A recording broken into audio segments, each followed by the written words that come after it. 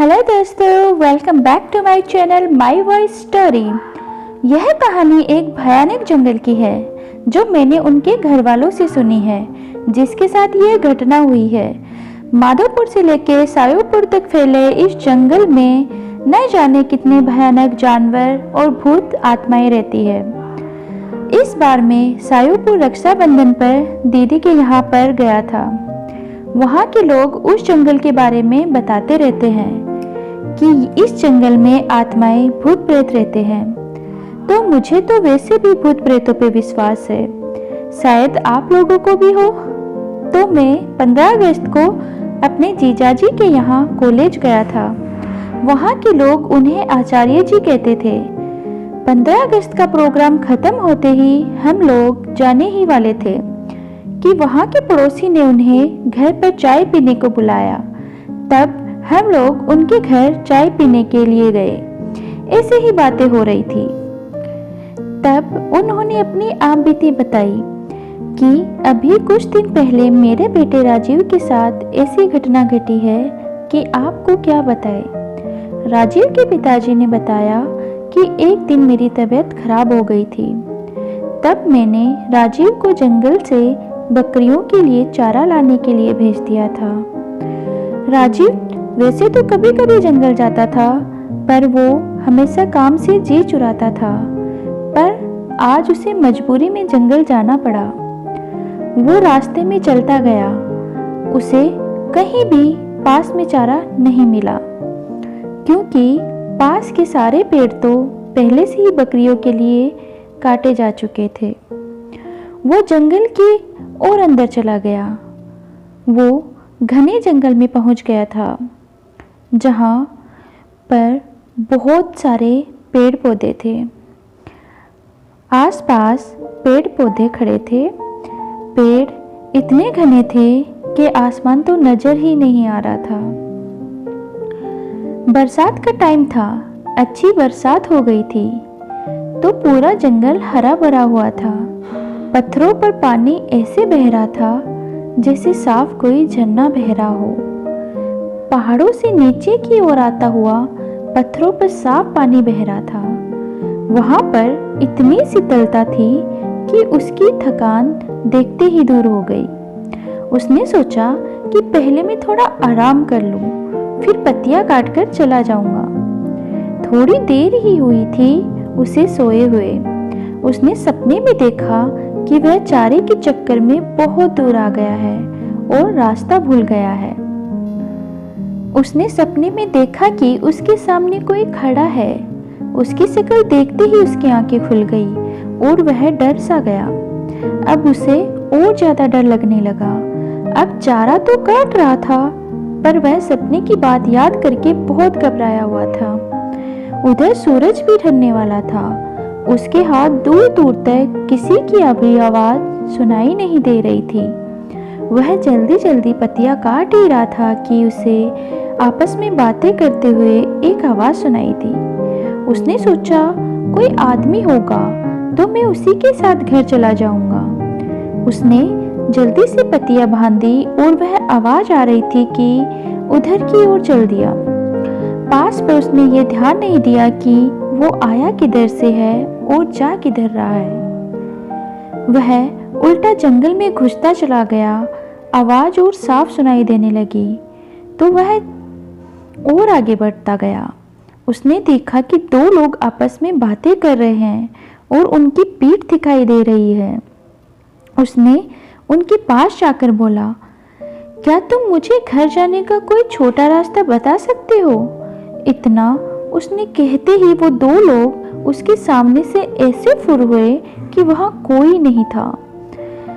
वहां कोई था या नहीं, उनके गायब होते ही उसके पसीने छूट गए और वह बेहोश हो गया। जब उसे होश आया तो वह क्या देखता है कि वो सपने वाला आदमी उसके सामने खड़ा है। बड़े बड़ी लाल आंखें, दांत बाहर निकले हुए, ऊपर से नीचे तक इतना भयानक कि वह डर गया और पागल सा होकर भागने लगा। उसने देखा कि एक भालू उसकी ओर भागता हुआ आया और उसके ऊपर झपटा। उसे लगा कि अब वह नहीं बचने वाला। उसके तो होश ही उड़ गए और एकदम बैठ गया। वह भालू ऊपर से निकल के नीचे गिरते ही वह आदमी बन गया। उसके गाल पिचके हुए, हाथ टेढ़े और पैर उल्टे, यह लंबी दाढ़ी और दांत होठ काटकर बाहर निकले हुए। राजीव तो बस उसे देख रहा था, पर उसके होश ठिकाने नहीं थे। वह वहीं गिर गया। इधर घर वालों को चिंता हो रही थी कि अंधेरा हो गया, राजीव अभी तक आया क्यों नहीं। उसके बड़े भाई ने कहा कि अभी आता ही होगा। सब लोग जब इंतजार करके थक चुके थे, रात के 10 बज चुके थे। अब उसके भाई को लगा शायद कुछ तो गड़बड़ है। कुछ लोगों ने कहा चलो ढूंढते हैं, क्या पता इतने बड़े जंगल में क्या हो गया होगा। सब लोग लाठी, भाले, टॉर्च लेकर उसे ढूंढने निकल पड़े। उसका भाई अपाहिज था, वह एक पैर से चलता था। इसीलिए उसके पिताजी ने कहा, बेटा तू यहीं रह, अपनी माँ और बहन के पास। हम लोग जाते हैं, कुछ खबर होगी तो हम बताएंगे। पूरी रात जंगल में ढूंढते हुए हो गई, पर उसका कुछ नहीं पता चला। जहाँ तक वो लोग जाते थे वहाँ तक सारा जंगल छान मारा, मगर राजीव का कोई पता नहीं। सब लोगों ने कहा अभी घने जंगल में जाना ठीक नहीं, अभी सुबह होते ही चलेंगे। अभी 1 बजे हैं, अभी 1 घंटे में सुबह हो जाएगी। सब लोगों ने वहीं बैठकर सुबह का इंतजार करने लगे।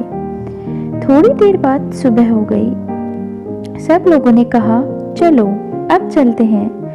सब लोग चल दिए, आवाज लगाते हुए राजीव राजीव। पर राजीव बेचारे की भूख प्यास के मारे वो हालत हो गई थी कि वह सुध-बुध खो बैठा था। उसे अब यह नहीं पता था कि मैं कहाँ पर हूँ। 2 दिन हो गए, राजीव का कहीं पता नहीं चला। अब सब लोग परेशान थे। उधर राजीव का भाई बहुत व्याकुल था, बेचारा कुछ कर तो नहीं सकता था। वह जाकर अपने सामने खड़े हुए नीम के पेड़ के नीचे गड्ढा खोदने लगा और कहने लगा, मेरा भाई आएगा, मेरा भाई आएगा, वह कहे जा रहा था। दोस्तों, उस नीम पर वह रोज सुबह दूध चढ़ाते थे, उसे अपने देवता का निवास मानते थे। इधर उसके भाई की पुकार सुन के उनके देवता निकल पड़े। उधर रात हो गई थी और राजीव को उन भूतों ने घेर रखा था। भाई वह खुद बता रहा था, भाई क्या बताऊं, उस रात की बातें याद करके मैं अभी भी डर जाता हूँ। वहाँ पर इतने भूत एक साथ मैंने क्या किसी ने सपने में नहीं देखे होंगे। किसी की गर्दन अलग, कोई बिना आँख कान, कोई ढांचा मेरे चारों तरफ तांडव कर रहे थे। मैं कभी जिंदगी में नहीं सोच सकता कि ऐसा दिन भी आएगा। ऐसी तरह तरह की आवाजें निकाल रहे थे। सारा जंगल उनकी आवाज से गूंज रहा था।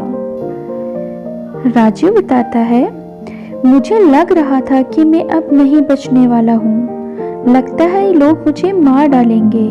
मैं तो इतना डरा हुआ था कि मैं रो रहा था कि अचानक घोड़ों के पैरों की आवाज आई। सब लोग शांत हो गए। इन सब लोगों ने आस तोड़ दी कि अब हमें राजीव नहीं मिलेगा। सब लोग वापस आ गए। सारे घर में मातम सा छा गया।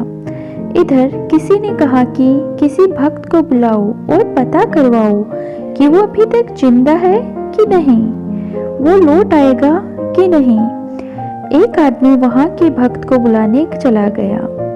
उधर राजीव के देवता वहां पे पहुंचे, हाथ में तलवार, घोड़े पे सवार। उनको देखते ही सारे भूत भागने लगे।